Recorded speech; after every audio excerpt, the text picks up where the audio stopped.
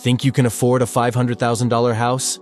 Think again. Most Americans can't, and the numbers don't lie. You're scrolling through house listings late at night, and every house that doesn't look like it's falling apart costs around $500,000. The kitchen looks old, the carpet is plain beige, and the basement has fake wood walls. Yet the agent still calls it a starter home. You start calculating your salary in your head and wonder if you missed a big promotion, or if the housing market has completely lost it. The truth is simple. It's not you. It's the math. And the math is brutal. Hi, I'm Mike. I teach people about money, personal finance, and investing.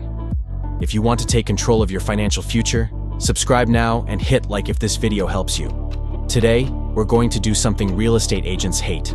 We were going to figure out who can actually afford a $500,000 house in 2026. Not just who the bank will approve, but who can afford it without living in constant stress. Because qualifying for a mortgage is one thing, but sleeping peacefully at night is another. $500,000 is the new normal. But is it actually normal for your wallet? In many US cities today, $500,000 is the starting price. You're not getting a mansion. You're getting a small house with 3 bedrooms, 2 bathrooms, and a tiny yard. In cities like Denver, Austin, or near other major metro areas, this is what normal houses cost. Let's start with the down payment. The old rule was 20% down, which for a $500,000 house is $100,000 in cash. The average American has around $8,000 in savings, so you're not a little short, you're $92,000 short. Even if you save 10% of your income, about $8,400 a year, it would take 12 years to save the down payment, assuming prices don't rise, which they almost certainly will. Most people put down 5% or 10% instead. That's when PMI, private mortgage insurance, kicks in. It costs $200 or $400 a month and protects the bank, not you. You're paying extra every month just for being less wealthy. And that's just the beginning. Wait until you see your real monthly costs. If you put down 10%, $50,000, you still have a $450,000 loan. At 6.7% interest, your mortgage alone is about $2,800 per month. Add property taxes, $500, home insurance, $300, maintenance, $417, and PMI, $300, and your total monthly housing cost is about $4,367, and that's assuming nothing breaks. Financial experts say housing should cost no more than 28% of your income. Banks allow up to 43%, which means to comfortably afford this house, you need $150,000, $187,000 per year. Only 10–20% of households earn that much. Most Americans simply cannot afford a $500,000 home, and this isn't opinion, it's math. Some people still buy these houses. How? Dual incomes, family money, or sheer risk-taking. Take the Johnsons, for example. They earn $160,000 combined. After taxes and retirement savings, they take home $9,500 a month. After paying $4,367 for housing, they have $5,033 left.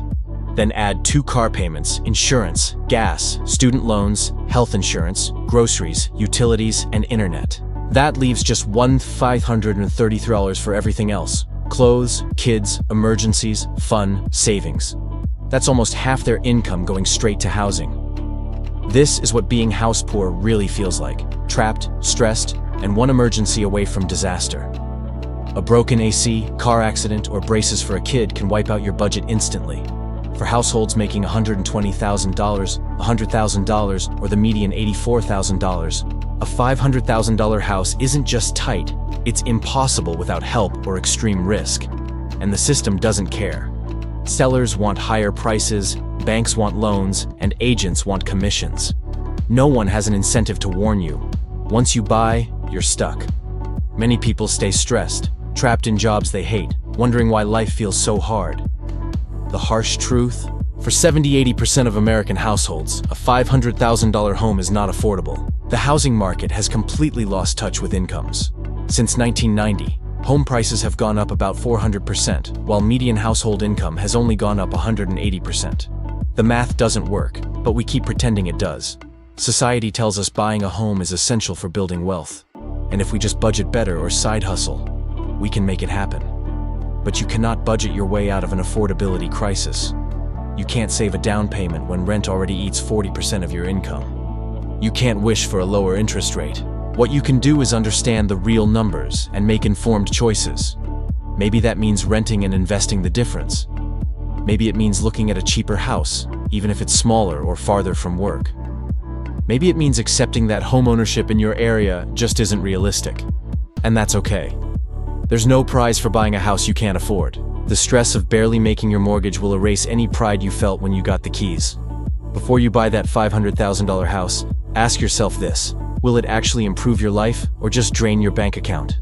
The real question isn't whether a bank will approve you for a $500,000 house.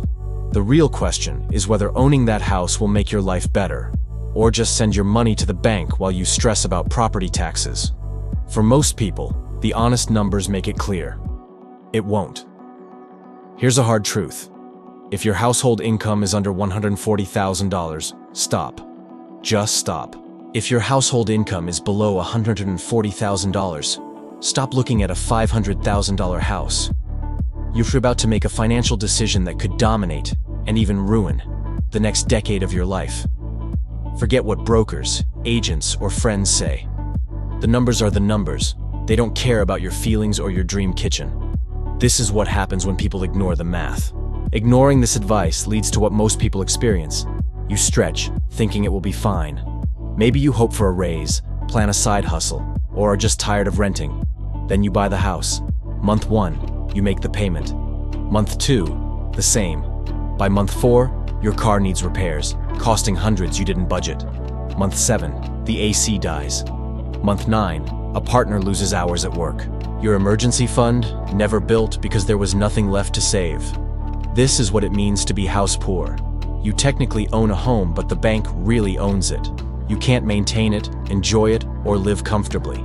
Every unexpected cost becomes a crisis. Every decision revolves around, can we pay the mortgage? You feel trapped in your own home. We've normalized financial stress and called it adulting. Housing has become so expensive that we've normalized this stress.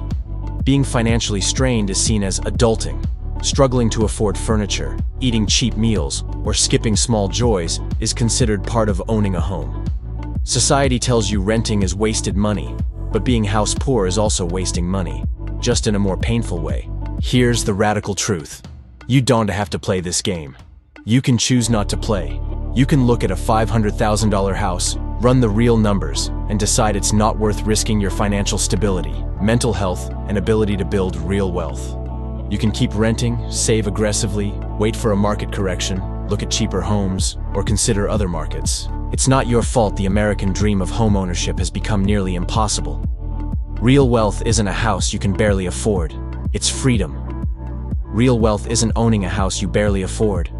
Real wealth is having money left over each month, investing consistently, and sleeping at night without worrying about your mortgage. The financial industry profits when you buy, not when you make smart decisions. Banks, agents, and insurers all make money from your house. But nobody gains when you wisely say, "This isn't right for me." Feeling priced out of a $500,000 house? Here's the truth. They're setting you up to fail. If you feel like homeownership is slipping away, or you're failing at a milestone, understand this. You're not failing. The system is failing you. Home prices have grown much faster than wages. A $500,000 house is not a starter home, and it's not affordable for most people. Run your real numbers. Factor in all costs. Be honest about your income. If it doesn't work, walk away. There's no shame in saying, "This isn't right for me right now." The real win is making decisions based on reality, not pressure. Math, not emotion. Stop pretending a bank's approval means you can actually afford it. Homeownership can wait. Just because a bank will approve you doesn't mean you can comfortably live in that house. Maybe in 5 years your income doubles. Maybe the market corrects. Maybe you relocate to a cheaper area. But right now, the math is broken for most people. Pretending it isn't just sets you up as a future cautionary tale. The smart move? Know your limits and stick to them. Stop focusing on what you qualify for. Focus on what you can afford without walking a financial tightrope. Pay the mortgage, handle maintenance, save for emergencies, invest for retirement, and still have money left to live. For most people, that number is far below $500,000, and that's completely okay. You're not less successful for being realistic. You're not failing at adulthood. You're just doing the math nobody else wants to do. The market will keep lying, but you don't have to play along. The market will keep pretending these prices make sense. Banks will keep approving risky loans. Agents will keep pushing sales. But you don't have to join this collective financial insanity. Sometimes, the smartest move is recognizing when the game is rigged and choosing not to play. If you want to take control of your money and build real wealth, subscribe to the channel and I'll see you in the next video.